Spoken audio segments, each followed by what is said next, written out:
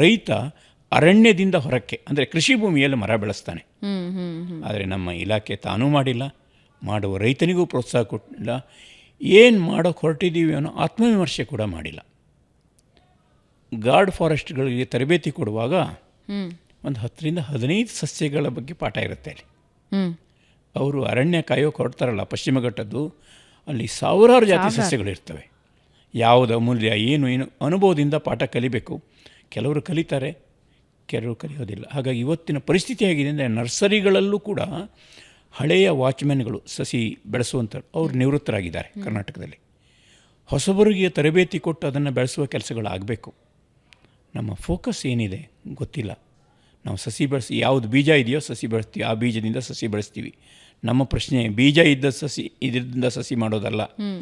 ಕಾಡಿನ ಹೊಸ ಹೊಸ ಸಸ್ಯಗಳನ್ನು ಹುಡುಕಿ, ವಿನಾಶದಂಚಿನಿರೋ ಸಸ್ಯಗಳನ್ನು ಹುಡುಕಿ ಅದನ್ನು ಬೆಳೆಸುವ ಕ್ರಿಯೆಗಳು.